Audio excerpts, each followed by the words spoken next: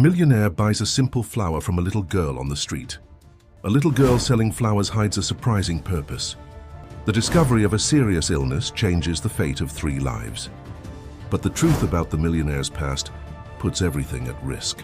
Richard Mendez observed his reflection in the office window on the 40th floor. His brown eyes, once vibrant with ambition, now seemed dull, surrounded by marks of time that no amount of money could erase. At 52, he was one of the most successful businessmen in America, owner of a pharmaceutical empire that extended throughout North America. But on that winter night in Boston, as the city lit up under cloudy skies, he felt emptier than ever. "Mr. Mendez, the documents for the Newman Pharmaceuticals acquisition are ready for your signature," announced Sarah, his executive assistant of more than a decade, interrupting his thoughts. Richard ran his hand through his impeccably trimmed grey hair. "Leave them on the desk. I'll review them before I leave." "But sir, the board is waiting for your approval to begin the transition process early tomorrow. There are more than 200 employees waiting for a decision about their jobs." He sighed, turning to face Sarah. "And since when did that become my personal problem? Companies are bought and sold every day. That's how the market works." Sarah hesitated, her hands gripping the folder more tightly. "It's just, some of these employees have been with the company for more than 20 years. I thought perhaps we could reassess the layoff plan." "Sarah," Richard spoke with studied calm, "sentimentality doesn't build empires. Newman is for sale because they couldn't adapt to the market. Now, if you'll excuse me, I need to take care of some matters before heading home." After Sarah left, Richard turned his attention back to the city sprawling below. Boston was an ocean of lights and shadows, a perfect reflection of his own life. At the top of the corporate world, he had everything money could buy: a penthouse in Back Bay, luxury cars, international travels. But something was missing, a void that none of his achievements could fill. His cell phone vibrated. It was Diana, his ex-wife. He ignored the call, as he had been doing for months. Since their divorce 3 years ago, she had insisted on maintaining contact, mainly to talk about their daughter Laura, who was in medical school in London. Richard barely knew his own daughter, having missed most of her important moments due to work. He decided it was time to head home. As he descended in his private elevator, he thought about the meeting he would have with shareholders the next morning. The Newman acquisition was just another step in expanding his empire. The numbers were impressive. His company, Mendez Pharma, had grown 300% in the last 5 years under his relentless leadership. The driver was already waiting in the garage with the black Mercedes. "Good evening, Mr. Mendez. To the penthouse?" "No, Paul. I want to go through downtown tonight. I need to clear my head a bit." The drive downtown was silent, as always. Richard observed the city through the tinted windows, feeling increasingly disconnected from the world outside. The streets were beginning to empty, but there was still considerable movement for a Tuesday night. Near Boston Common, something caught his attention. "Paul, stop the car." The driver obeyed, parking near the curb.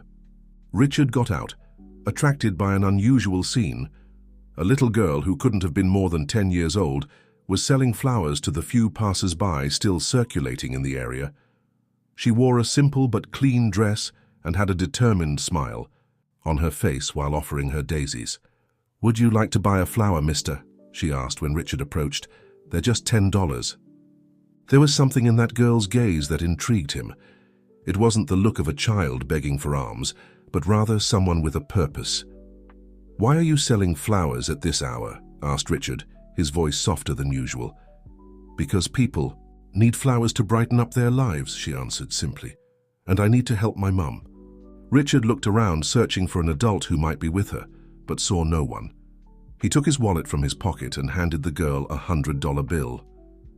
"Keep the change," he said, taking a daisy. "But that's too much money, mister." "Consider it an investment in your flower business," he replied, surprising himself with his own words. The girl smiled, a genuine smile that lit up her entire face. "Thank you. My name is Sophie. You'll see, I'll make this money count." Richard returned to the car, holding the daisy as if it were something precious. For the first time in a long time, he felt something different, a small spark of emotion he couldn't name. "Home now, sir?" asked Paul. "Yes," replied Richard, still looking out the window as Sophie returned to offering her flowers to passers-by. Home! In the days that followed, Richard couldn't get the little flower seller out of his thoughts. The image of Sophie, with her determined smile and hopeful look, haunted him during endless meetings and corporate decisions. The daisy she had sold him remained in a crystal vase on his desk, a silent reminder of something he couldn't fully comprehend. "You're different today," commented Sarah, entering his office with the Newman Pharmaceuticals folder. "You still haven't signed the acquisition documents." Richard swiveled in his chair, observing the flower in the vase. "Maybe you were right, Sarah, about reassessing some decisions." The assistant's eyes widened, surprised by her boss's change in attitude. Before she could respond, the phone rang. It was from the legal department, informing about a possible protest by Newman employees against the acquisition. "Schedule a meeting with the board for tomorrow," ordered Richard. "I want to personally review each department before finalizing." Any decisions about layoffs? After an exhausting day of meetings, Richard decided to do something he hadn't done in years: walk through the city. He dismissed Paul and his evening commitments, walking on foot along the same path where he had met Sophie. The Boston sky was exceptionally clear that night, with a few stars stubbornly shining through the light pollution. That's when he saw her again. This time, Sophie wasn't alone. Sitting on a park bench was a frail-looking woman with a shawl around her shoulders despite the mild warmth. The girl held her hand while trying to sell flowers to passers-by with the other. Richard approached slowly, noticing how pale and tired the woman looked. Sophie recognized him immediately. "Look, Mom, it's the flower man!" she exclaimed, her eyes shining. "Your investment paid off, see? I managed to buy more flowers and even a new bucket."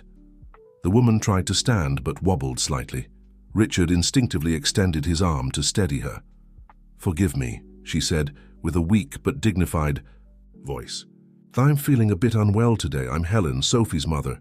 "Richard Mendez," he introduced himself, noticing how she trembled slightly. "You don't look well. Can I help somehow?" Helen shook her head, trying to smile. "It's just a passing discomfort. It will go away." "Mommy is sick," Sophie spoke, her small voice filled with worry. "But she won't go to the doctor because she says it's too expensive." "Sophie," Helen gently reprimanded, "we shouldn't burden others with our problems." Richard observed the two, feeling something awaken inside him. It was as if the universe had conspired to place him there at that specific moment. "Please, let me help," he insisted. "I know an excellent hospital nearby. I can take you there right now." Helen hesitated, her pride fighting against the evident need for medical attention. Sophie squeezed her hand, looking at her with pleading eyes. "Please, Mum," begged the girl. "You promised you'd take care of yourself."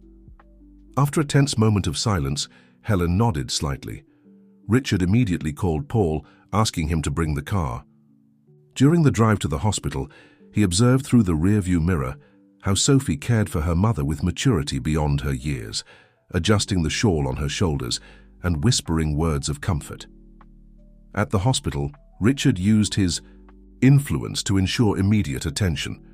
While Helen underwent examinations, he and Sophie waited in the waiting room. The girl, despite her evident tiredness, kept her small bucket of flowers close as if it were a protective charm. "You know, mister," said Sophie, breaking the silence, "Mommy always says there are angels disguised as normal people. I think you're one of them." Richard felt a lump in his throat. He, who had always prided himself on his business coldness, was being touched by the sincerity of a child he barely knew. "I'm not an angel, Sophie. Far from it. But you're helping us without asking for anything in return. That's what angels do, isn't it?" Before he could answer, the doctor appeared with a grave expression. Helen would need to be admitted for a complete battery of tests. Her condition was more serious than it appeared. "What now?" asked Sophie, her voice trembling for the first time that night. "Who's going to take care of Mummy?" Richard looked at the small bucket of flowers, at the hospital corridor where Helen had disappeared, and finally at Sophie's worried face.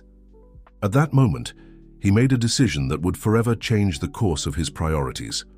The first ray of sunlight found Richard sitting in the hospital room chair, watching Helen sleep. Sophie had finally fallen asleep on the couch beside her, still holding her small bucket of flowers. During the night, he had made several calls, mobilizing his team to ensure Helen received the best possible treatment. "Mr. Mendez?" A young nurse entered the room quietly. "Dr. Morris would like to speak with you." Richard stood carefully so as not to wake Sophie. In the corridor, the doctor waited with a folder of test results in his hands. "The preliminary results aren't very encouraging," Dr. Morris began. "Mrs. Helen has a severe autoimmune condition, aggravated by lack of proper treatment. We'll need to start intensive therapy immediately." "Do whatever is necessary," replied Richard. "Cost is not an issue." The doctor hesitated for a moment. "There's something else I need to mention. We found some old medical records in the system. It seems she had sought treatment before but suddenly abandoned it. This is unusual for a case like hers." Richard frowned, feeling there was more to this story than appeared. He returned to the room thoughtfully, finding Helen awake, watching. "Sophie, sleep. How long do you plan to keep up this charade?" asked Helen, her voice low but firm. "What do you mean?" "This sudden generosity, this interest in helping two strangers. Nobody does that without ulterior motives, Mr. Mendez." Richard pulled up a chair, sitting close to the bed. "Why did you abandon your previous treatment?" Helen visibly paled. "Been investigating my past?" "No. The doctor found your records in the system. Why didn't you continue treatment?" "Some choices aren't as simple as they seem," she answered, averting her gaze. "Sometimes we have to choose between our own health and something much more important." At that moment, Sarah entered the room carrying a folder. "Mr. Mendez, excuse the interruption, but the meeting with Newman's board will begin in an hour." Helen observed the exchange of looks between Richard and his assistant. Richard Mendez of Mendez Pharma." Richard nodded, noticing a sudden change in Helen's expression. "I need you and Sophie to leave here immediately," she said, trying to get up from the bed. "I want nothing to do with you or your company." "Helen, you're in no condition—" "You don't understand," she interrupted, her voice trembling. "Your company. It was because of it that—" She stopped abruptly, as if she had said too much. Sophie woke up with the commotion, looking confused at the adults. "Mommy? What's happening?" "Nothing, sweetheart." Helen forced a smile. "We were just talking." Richard observed the scene with growing unease. There was clearly a connection between Helen and his company, something from the past that she didn't want to reveal. But before he could question further, his cell phone vibrated. It was Diana again. "I need to take this," he said, leaving the room. In the corridor, he finally accepted his ex-wife's call. "Richard, it's about Laura." Diana sounded worried. "She's coming back to America." "What do you mean? She's in the middle of her semester in London." "She discovered something about the company's past. She's determined to confront you." Richard felt the world spin. First Helen with her veiled accusations, now his own daughter investigating the company's past. What secrets were about to come to light? He returned to the room to find Sophie showing her mother a drawing she had made during the night. It was a simple illustration, 3 people holding hands, her, Helen, and Richard, surrounded by flowers. "Look, I drew our new family," exclaimed Sophie proudly. Helen took the drawing with trembling hands, her eyes meeting Richard's. There was something in that look, fear, distrust, but also a glimmer of hope that she seemed to struggle to suppress. "Sophie, darling," said Helen softly, "sometimes things aren't as simple as they seem in a drawing."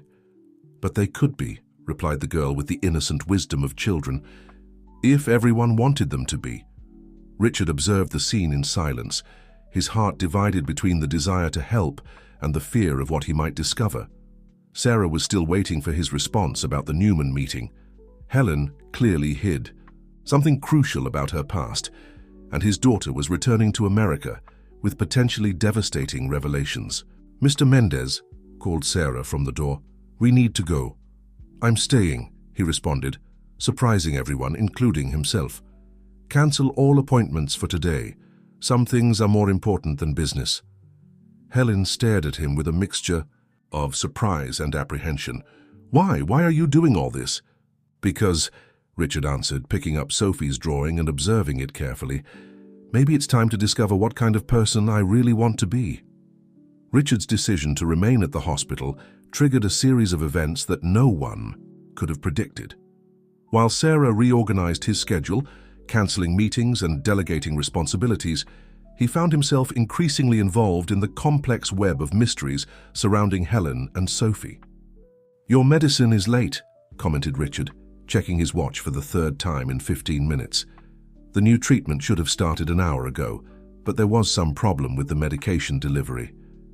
"It's always like this," replied Helen with a bitter smile. "Some medications are like liquid gold, hard to find and even harder to pay for." Richard frowned. As owner of one of the largest pharmaceutical companies in the country, that comment deeply bothered him. "I'll check what's happening." In the corridor, he found Dr. Morris having a tense phone conversation. Upon seeing Richard, the doctor quickly ended the call.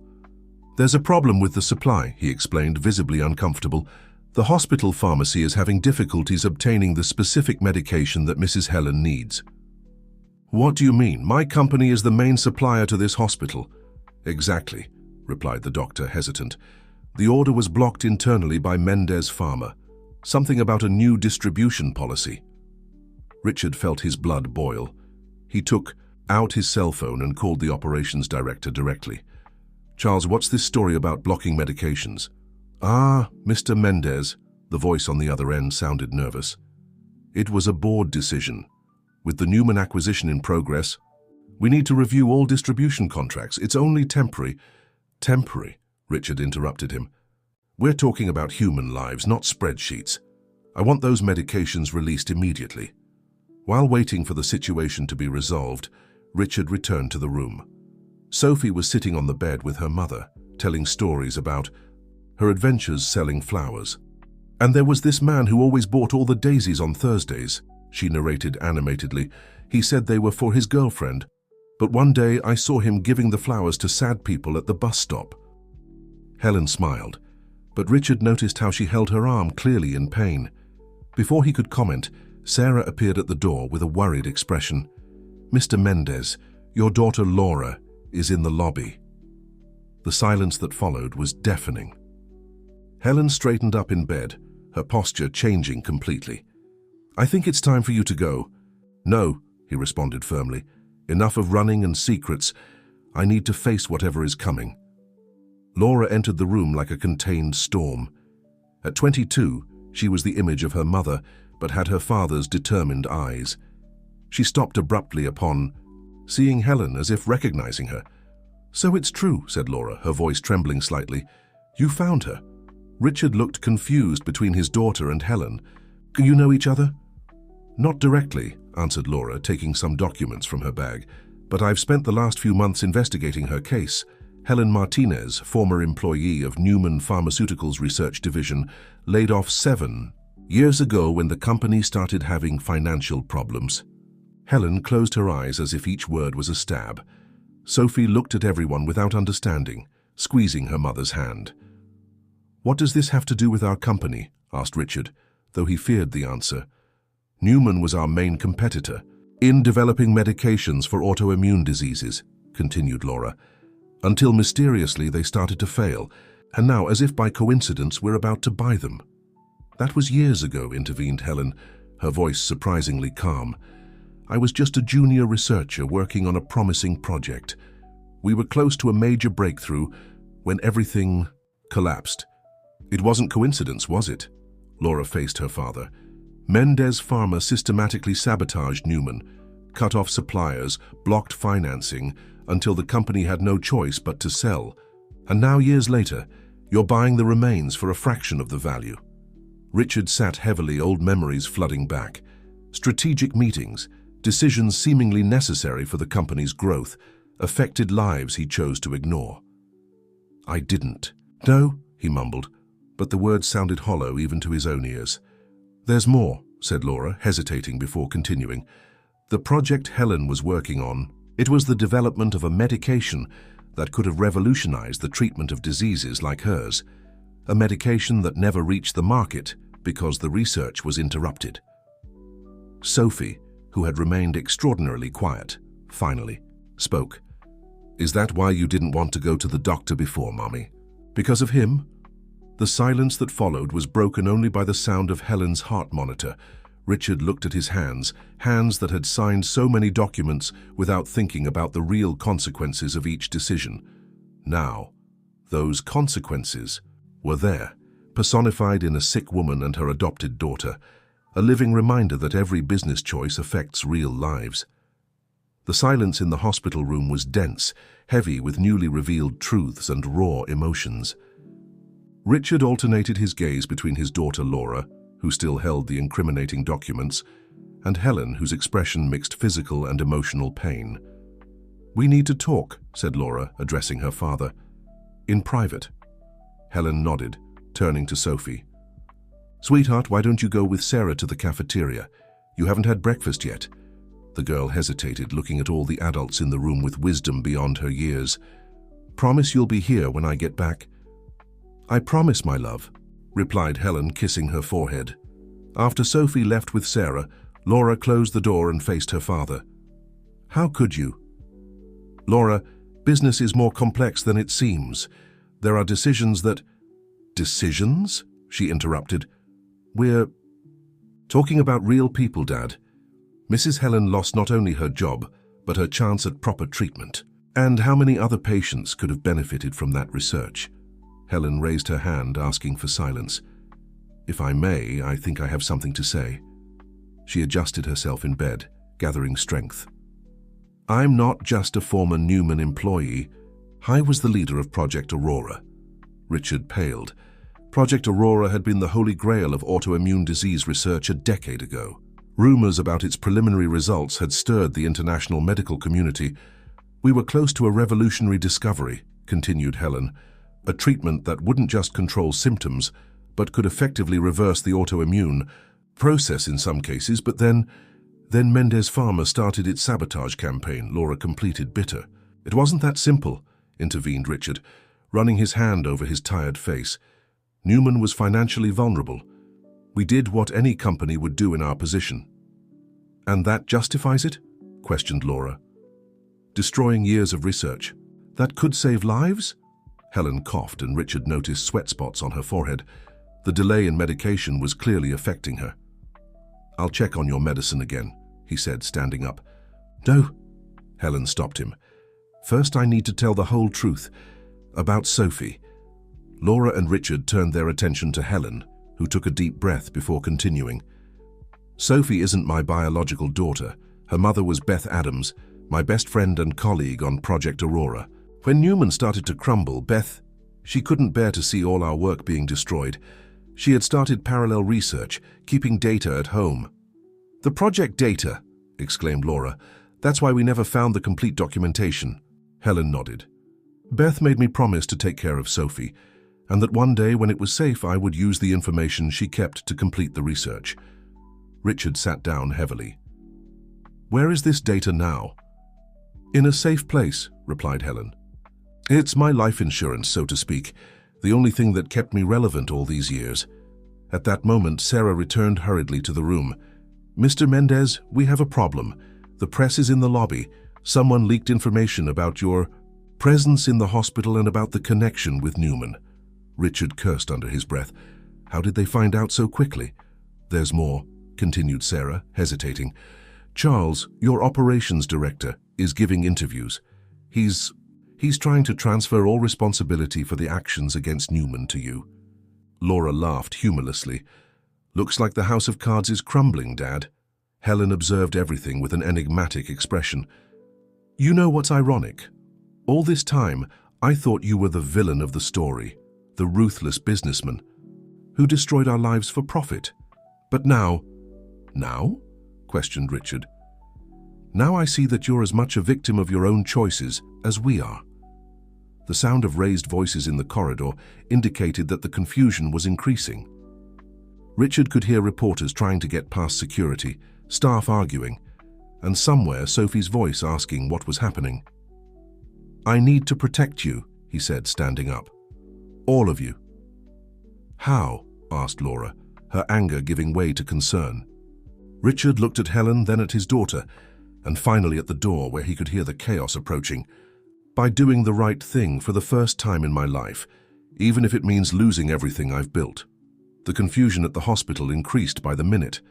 Sarah had managed to lock the door to the room, but the sounds from outside were getting more intense. Richard could clearly hear reporters asking questions about corporate corruption and manipulation of the pharmaceutical market. "Sarah," he called, his voice taking on the decisive tone he used to use in important meetings, "I need you to do something for me." His assistant, always efficient, already had her tablet in hand. "What do you need, sir?" "Call a press conference. Right here in the hospital auditorium in 1 hour." Laura's eyes widened. "Dad, you can't be thinking of—" "I can and I will," he interrupted. "But first I need your help, Helen. Where is the Project Aurora data?" Helen hesitated. "Why do you want to know?" "Because I'll need it to prove that I was wrong all these years, to show that there's a better path."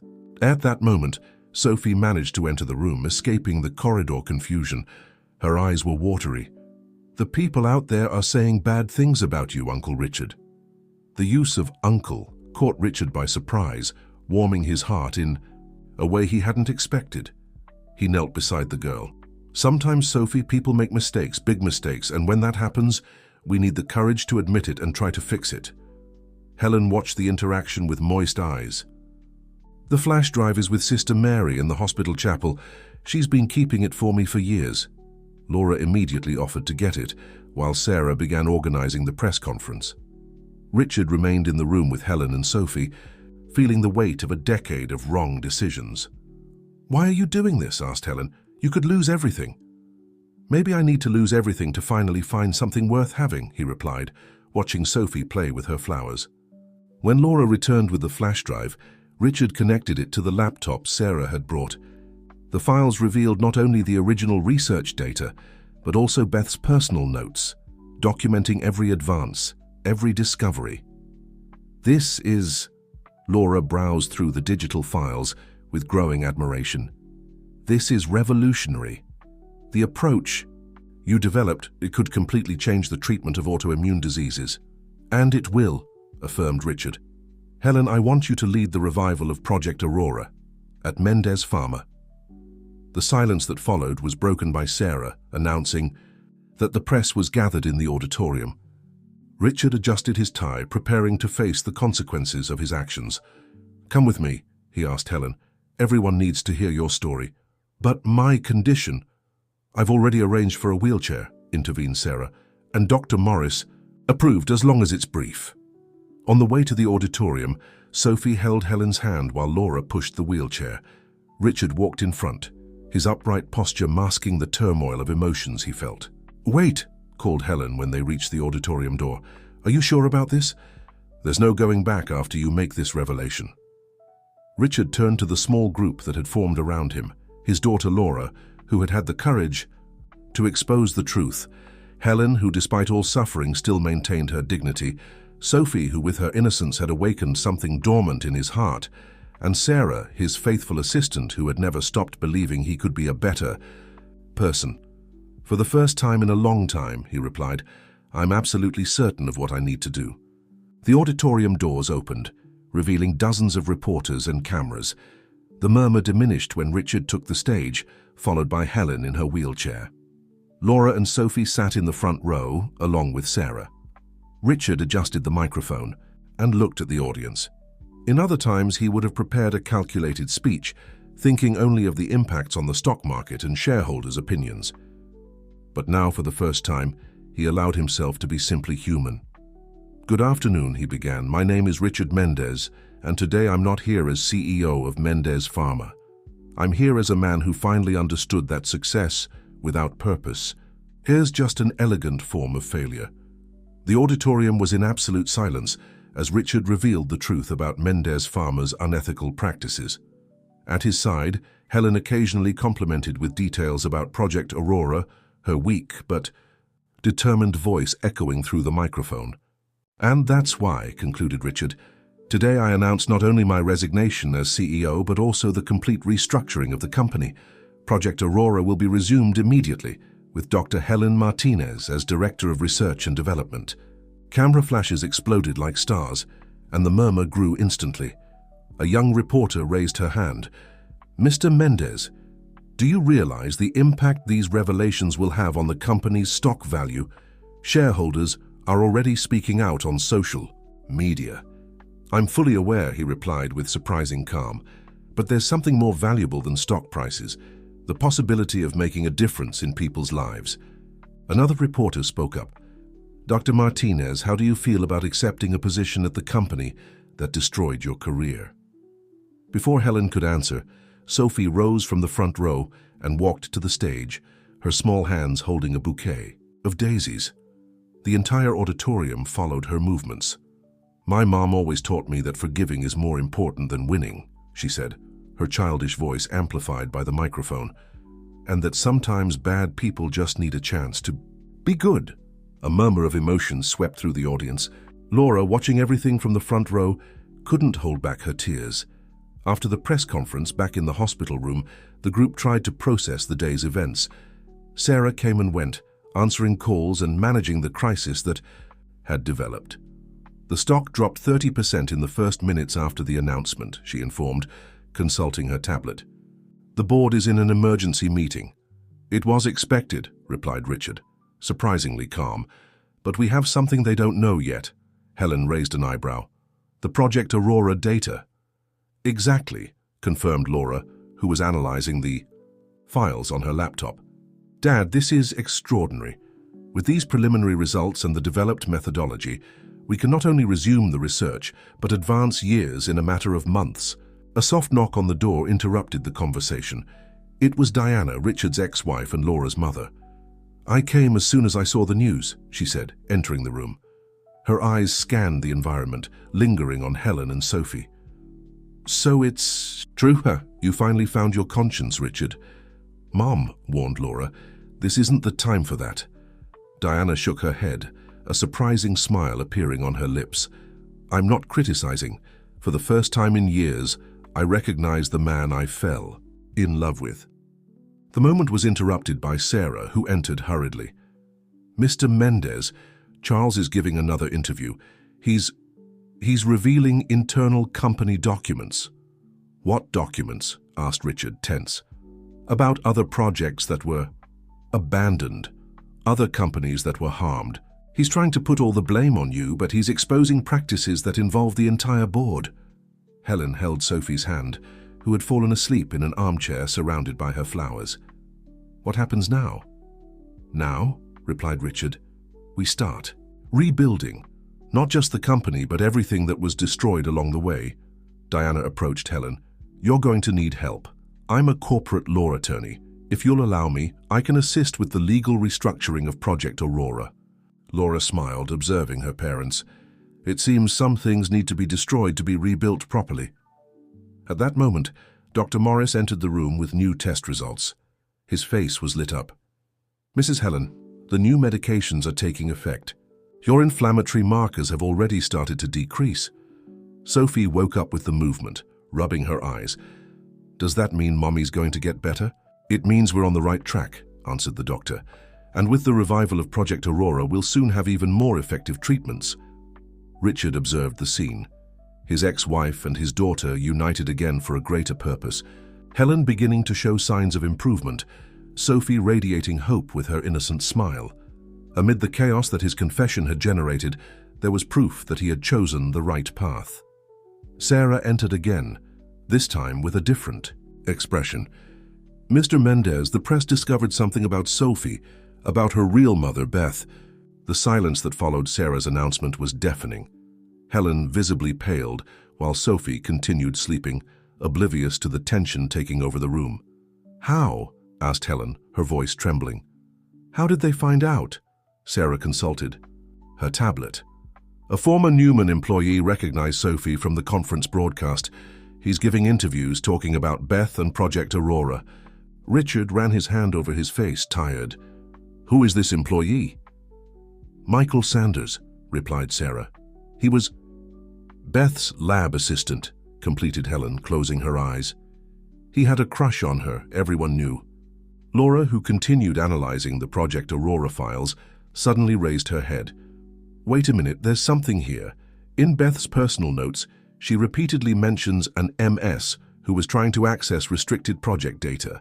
Diana approached her daughter's laptop, her lawyer instincts alert. This could be important. If he was trying to steal project information, Beth discovered it, murmured Helen, memories rushing back like a flood. She discovered that Michael was selling information to competitors.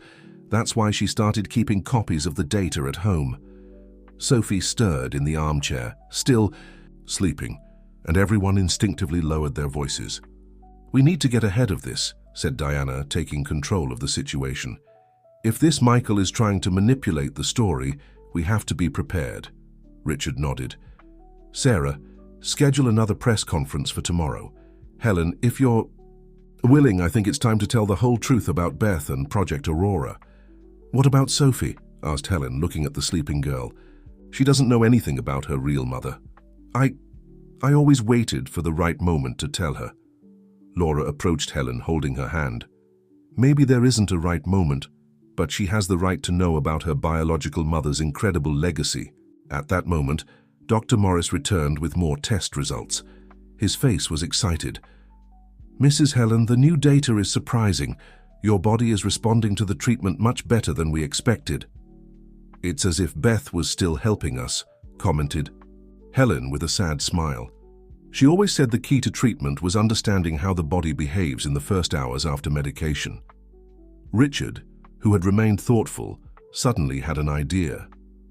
"What if we use that? Not just to counter Michael, but to honor Beth's work." "What do you mean?" asked Diana. "A foundation," he answered, his eyes shining with the enthusiasm of a new purpose. "The Beth Adams Foundation, dedicated to continuing her research and helping people with autoimmune diseases who can't afford treatment." Helen looked at him in surprise. "You would do that?" "No," replied Richard. "We would do it.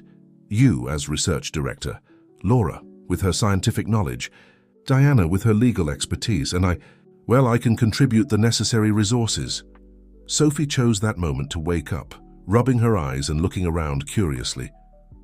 "Why does everyone have that strange look?" Helen took a deep breath, exchanging a meaningful look with Richard. "Sweetheart, we need to talk about something very important, about your mother, your mothers." "But you are my mother," replied Sophie, confused. "Yes, I'm your mother here." Helen touched Sophie's heart. "But there's another very special person who is also your mother, someone who is very brave and intelligent, and who helped many people." Richard observed the scene with a lump in his throat. In less than a week, his life had changed completely. From a businessman focused only on profits and power, he had transformed into someone who finally understood the true meaning of success and family. Sarah entered the room again, this time with a discreet smile. "Mr. Mendez, the board just sent a statement. They're willing to support the company's restructuring and the creation of the foundation. With some conditions, I imagine," commented Diana.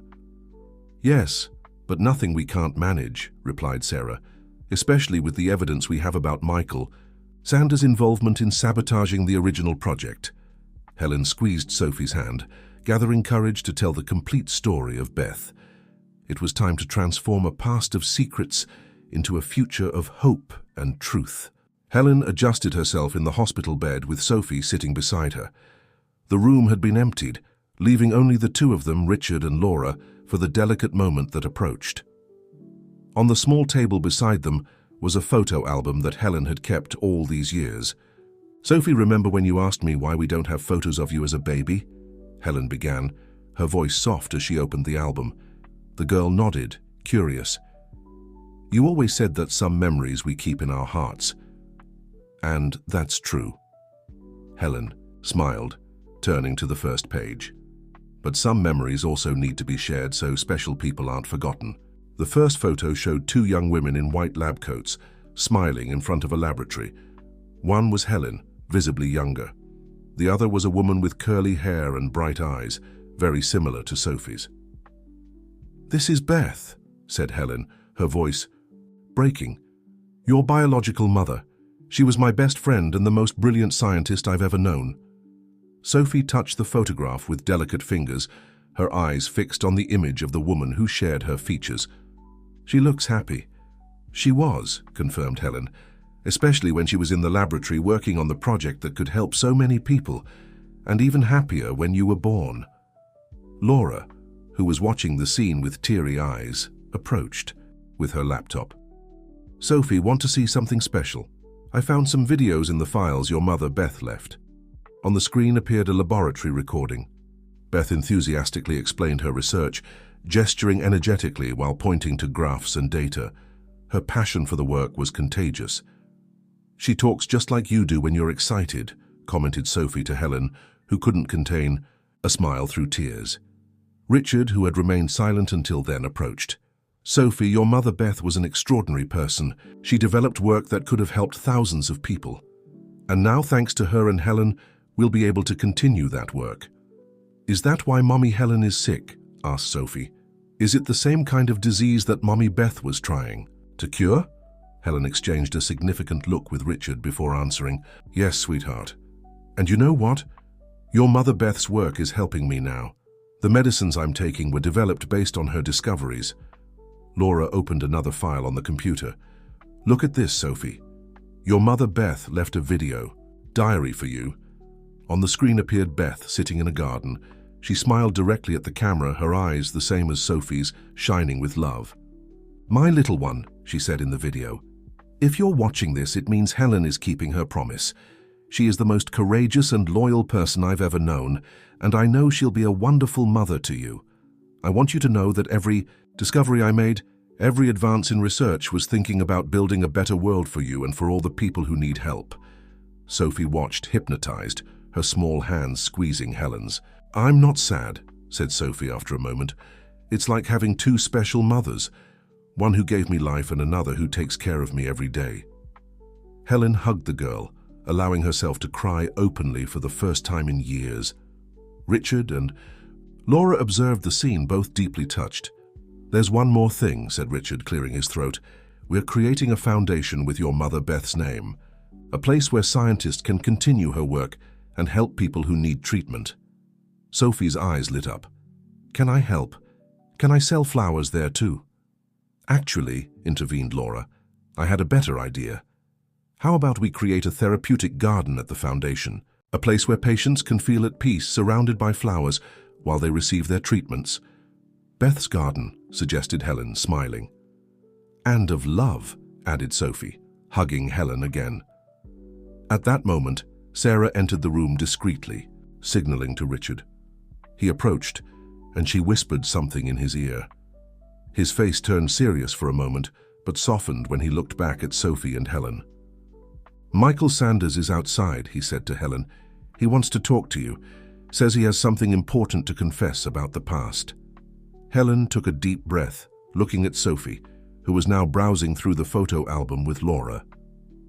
Some secrets need to come to light for us to really move forward. Want me to ask him to come in? Asked Richard. Yes, replied Helen with determination. It's time to close this chapter of the past so we can write a new future.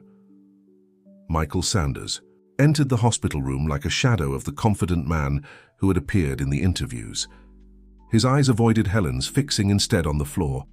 Laura discreetly took Sophie outside, promising to show her the hospital garden. Helen, Michael began, his voice trembling. I came because I can't carry this weight anymore. Richard positioned himself protectively beside Helen's bed, while Diana, who had just returned, stayed near the door, her lawyer instincts alert. What weight, Michael? Asked Helen, her voice surprisingly gentle, of having betrayed Beth's trust. Michael ran his hand over his tired face. It wasn't just that. I was hired by the old Mendez Farmer Board to sabotage Project Aurora from the beginning. Richard felt his blood freeze. What do you mean? They approached me months before the crisis started, continued Michael. They offered a considerable amount for me to provide information about the project and to alter some test results. Helen closed her eyes, painful memories flooding back. The tests that went wrong, that delayed our research, were manipulated, confirmed Michael, his voice breaking. Beth started to suspect. She was too brilliant not to notice the inconsistencies. That's when she started doing parallel tests at home. Diana stepped forward, her professional side taking control. Do you have proof of this? Documents, transaction records? Michael nodded, taking a flash drive from his pocket. I kept everything. It was my life insurance, but after seeing Sophie today, seeing how much she looks like Beth, I can't continue with this anymore. Richard took the flash drive, handing it to Diana. Why did you decide to speak now? Because you had the courage to do what I never could, replied Michael, finally looking at Richard. Admit your mistakes publicly. And because, he turned to Helen, because Beth deserves for the truth to be known. Helen extended her hand, lightly touching Michael's arm. She always said everyone deserves a second chance. Even me? He asked, his voice breaking. After everything I did? The question isn't about deserving, replied Helen. It's about what you choose to do with that chance.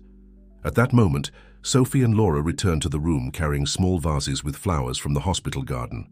Upon seeing Michael, Sophie stopped, observing him curiously. Did you know my mother, Beth? She asked, surprising everyone with her perceptiveness. Michael discreetly wiped his eyes. I did. She was extraordinary. Want to see pictures of her? Offered Sophie, already heading to the album. Mommy Helen was showing me. There's one where she's smiling in the laboratory. The simplicity and innocence of Sophie broke Michael's last barriers. He sat in the nearest chair and began to cry openly. Forgive me, he whispered, more to himself than to others. Forgive me, Beth. Diana, who had been examining the flash drive's contents on her laptop, looked up. This changes everything. With these proofs, we can not only completely clear Beth's name, but also hold the real culprits accountable. I don't want revenge, intervened Helen. I want justice. And the best way to do justice is to ensure that Beth's work continues, that it helps people as she always dreamed. Richard, who had remained thoughtful, suddenly had an idea. Michael, you knew the project as well as anyone. Instead of giving interviews attacking the company, why don't you join us? Help us rebuild what was destroyed. You would accept me on the team, after everything. It's not about accepting, replied Richard. It's about doing the right thing no matter how much time has passed. Sophie, who had approached Michael with her characteristic way, offered him a flower. Mommy Helen always says flowers have the power to make people feel better. Michael accepted the flower with trembling hands, a small smile appearing on his face for the first time. Helen watched the scene, feeling a peace she hadn't experienced in years. The circle was closing, the wounds of the past beginning to heal. Sarah entered the room with new updates about the foundation. The first donors were already stepping forward, inspired by Beth's story and Richard's courage in admitting his mistakes. Beth's garden was about to become reality. See, said Sophie, holding Helen's hand, now we have an even bigger family to take care of the flowers. 3 months passed since Michael's confession. The Beth Adams Foundation was taking shape in a modern building in downtown Boston, with large glass windows that allowed abundant natural light. On the ground floor, Beth's garden flourished, transforming what was once a grey parking lot into an urban oasis. Helen, now recovered and stronger thanks to the new treatment, personally supervised the planting of each new species. Sophie accompanied, her now wearing a small white coat with her name embroidered, a gift from Laura, who had named her Junior Garden Supervisor. Mommy, called Sophie, holding a vase with orchids. Where should we put these? Did Mommy Beth like orchids? Helen smiled, adjusting her sunglasses. She loved them. She said they were like her experiments. They needed patience and care to bloom. Richard observed the scene from one of the windows of his new office, smaller and more welcoming than his previous one at Mendez Farmer. Beside him, Diana organized the final documents for the foundation's official inauguration.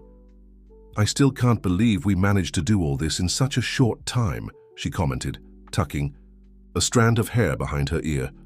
Because this time we did it for the right reason, replied Richard, his gaze softening as he watched Sophie animatedly explaining something to a group of visitors in the garden. Laura entered the room, carrying a folder with the latest research. Results. Dad, you need to see this. The tests with the new treatment protocol are exceeding all expectations. Credit to you and Helen, said Richard, proud. You managed to perfect Beth's original research in an impressive way. Actually, interrupted Michael, who had just entered with more reports, the credit belongs to all of us. Everyone here contributed to transforming Beth's dream into reality. The relationship between Michael and the team had transformed over the months. His deep knowledge of the original project, combined with his genuine desire for redemption, had proved invaluable to the research's advancement. Sarah appeared at the door, her usual efficiency now tempered by a more frequent smile. It's time. The first patients for the pilot program have arrived. The group descended to the garden, where several people were waiting, men, women, and children, all sharing the same hope in their eyes. Helen was already there with Sophie by her side, receiving each one with personalized attention. "Welcome to Beth's garden," said Helen, her voice carrying the same passion her friend had when talking about science. "Here, you're not just patients, you're part of a family," Sophie complimented, holding her inseparable flower bucket. "And every family needs flowers to brighten their day."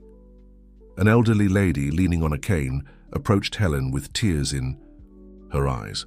"Doctor, I read about your story, about Dr. Beth. You are angels."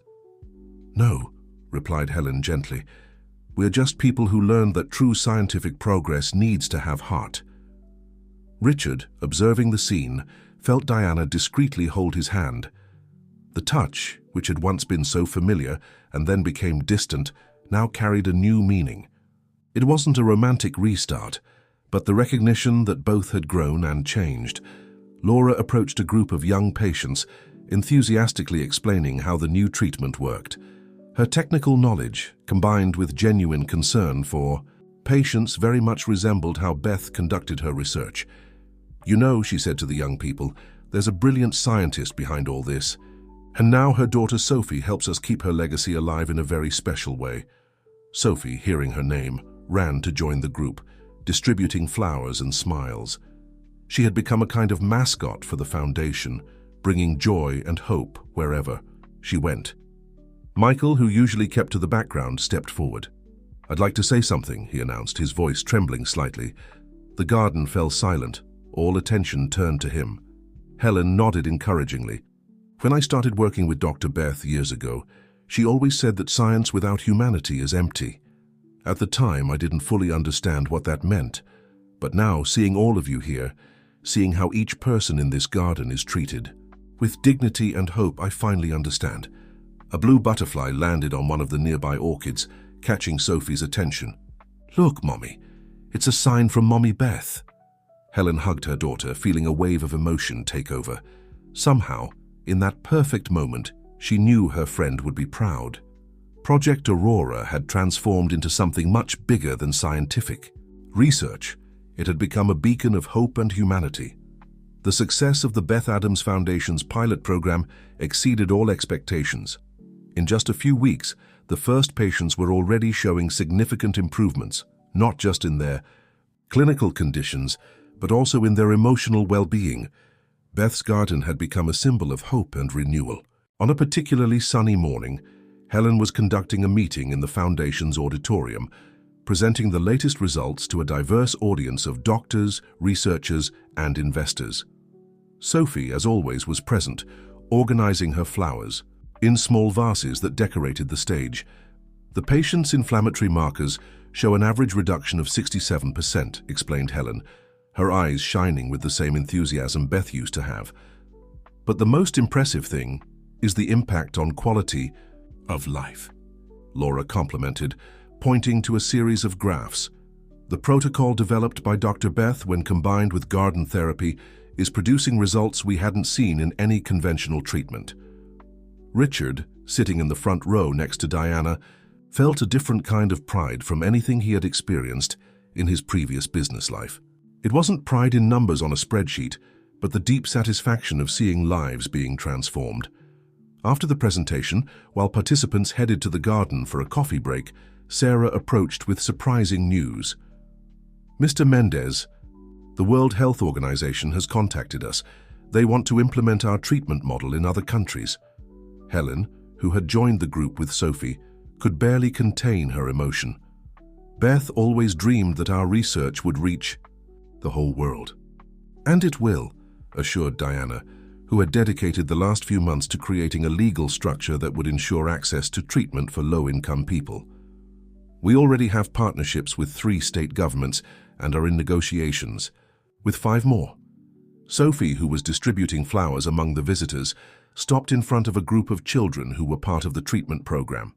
Their faces, once pale and tired, now showed color and smiles. "Did you know that each flower has a special meaning?" she explained to the children. "My mother Beth studied how small things could make big changes, just like these flowers do with us." Michael, who had become the technical coordinator of the laboratory, approached the group with more positive results. "Helen, you need to see this. The new tests are revealing possibilities that not even Beth had foreseen." The atmosphere at the foundation was one of constant discovery and evolution. Richard observed everything with a new perspective, remembering how his life had changed since that night when he found Sophie selling flowers. "You know," he commented to Diana as they watched Sophie teaching the children how to make flour crowns, "sometimes I think it wasn't me who helped Helen and Sophie. They were the ones who saved me." Diana smiled, understanding. "Some people enter our lives to show us a better path. Beth did that with Helen, who did that with Sophie, who did that with you. And now everyone is doing that for other people," completed Laura, joining her parents. "It's like a domino effect of kindness." Helen gathered everyone in the center of the garden, where a new flower bed was being prepared. It was a special space designed by Sophie that would be dedicated to medicinal plants used in research. "Each person who passes through this garden," said Helen, her voice filled with emotion, "takes with them a seed of hope. And that's how Beth's legacy continues to grow."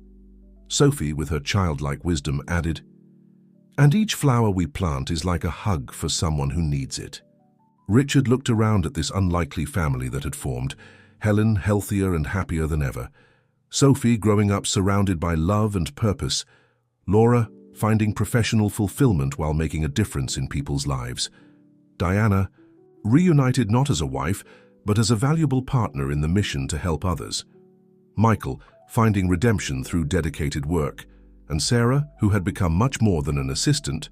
She was a fundamental part of this transformation machine. A group of butterflies danced among the flowers, their colorful wings catching the sunlight. Sophie watched them in wonder, as if each one carried a special message from her mother Beth. "Some people are like gardeners of destiny," reflected Helen, observing the scene. "They plant seeds of kindness without knowing exactly what flowers will bloom, but they have faith that something beautiful will emerge." It was the eve of the Beth Adams Foundation's first anniversary. Beth's garden, now much larger and more exuberant, was preparing for a special celebration. Sophie, having just turned 10, was coordinating a team of volunteers who were decorating the space with flowers of all colors. "More daisies here," she directed, wearing a small personalized apron with the foundation's logo. "Mommy Beth loved daisies, didn't she, Mommy Helen?" Helen, who was supervising the preparations while sitting on one of the garden benches, smiled, in agreement. Her appearance was radiant. The latest tests had confirmed that her disease was in complete remission, thanks to the treatment developed from Beth's research. Richard approached, carrying a folder with the Foundation's latest reports. 1,200 patients treated in 1 year, he announced, sitting next to Helen, and the success rate is impressive. "They're not just numbers," replied Helen, watching a group of patients participating in a group therapy session near the orchid bed. Their transformed stories, renewed families, restored hopes. Laura appeared hurriedly, her eyes shining with enthusiasm. "You won't believe it. The university approved our proposal. We're going to have a medical residency program specifically focused on the Aurora Protocol." The news was received with joy. Beth's dream hadn't just survived, it was multiplying through a new generation of researchers. Michael, who had spent the last year tirelessly dedicated to perfecting the treatment, joined the group with more news. "The international test results are in," he said, barely containing his emotion. "All 5 research centers managed to replicate our results. The Aurora Protocol has been officially validated on a global scale." Diana, who had just arrived with a stack of documents, added, "And better yet, We've received approval to make the treatment available through the public health system. It was a legal battle, but finally, we did it, completed Richard, his voice breaking. Beth did it. Sophie, who had quietly approached, hugged Helen. Mommy Beth must be so happy up there, isn't she? Helen kissed the top of her daughter's head, remembering her friend with affection. I'm sure she is, my love. Sarah appeared with a special group of visitors. They were the first patients who had participated in the pilot program, now returning for the celebration. Among them was the elderly lady who had once called Helen an angel. Dr. Helen, said the lady, now much stronger and healthier, I brought something for you all. She extended a handmade photo album. These are records of all of us, before and after treatment, so you never forget the miracle you performed. While the group leafed through the album, moved by the documented transformations, Sophie continued her mission of decorating the garden. She had created a special space, a small clearing surrounded by white roses, where a surprise would be revealed during the next day's celebration. Dad, called Laura, discreetly pulling Richard aside, it's time to get that thing. Richard nodded, understanding immediately. He and Laura had spent months secretly working on a special project for the celebration, something that would unite past and present in a unique way. Diana observed the two walking away with a knowing smile. She too had her own surprise for the next day. As the Foundation's lawyer, she had achieved something that seemed impossible a few months ago. Michael approached Helen, hesitant. Do you think Beth would approve of what we've done with her research? Helen took Sophie's hand, who had returned to her side, before answering. Beth always said that true science is the one that touches people's hearts. Look around you, Michael. See how many hearts have been touched. The sun was beginning to set, painting the Boston sky in shades of pink and orange. In Beth's garden, the flowers seemed to dance with the gentle breeze, as if they too were preparing for the next day's celebration. Sophie gathered everyone present, her small voice full of authority. Tomorrow will be a very special day, she announced, because we're going to show everyone that love is the best medicine there is. Helen hugged her daughter, feeling deep gratitude for all the paths that had led to this moment. Richard, returning with Laura, observed the scene with a full heart. His old pursuit of power and money now seemed like a distant dream, replaced by something much more valuable.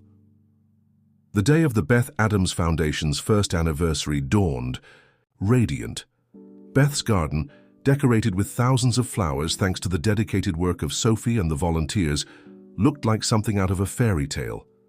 Hundreds of people filled the space. Patients, doctors, researchers, and family members, all united by the same story of hope. Helen, elegant in a light blue dress, stepped onto the small stage set up among the rose bushes. Sophie was by her side, holding her inseparable flower basket. Richard, Laura, Diana, Michael, and Sarah completed the group on stage, each carrying an important part of the story that had united them.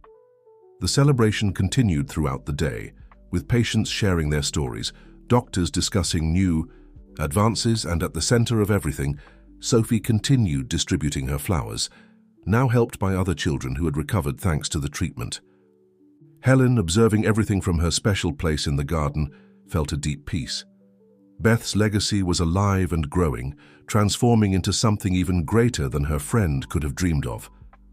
As Richard watched the scene unfold, he realized that this wasn't just an ending, but a beautiful beginning. The Beth Adams Foundation had become more than a medical facility. It was a testament to the power of redemption, love, and the unbreakable human spirit. Sophie's final words that day seemed to capture everything perfectly. You see, sometimes the best gardens grow from the tiniest seeds of hope. And just like Mommy Beth always said, and Mommy Helen always shows me, love really is the best medicine of all. The butterflies continued their dance among the flowers, as if carrying messages between heaven and earth, between past and present, between those who were gone and those who remained to carry on their legacy of love and healing.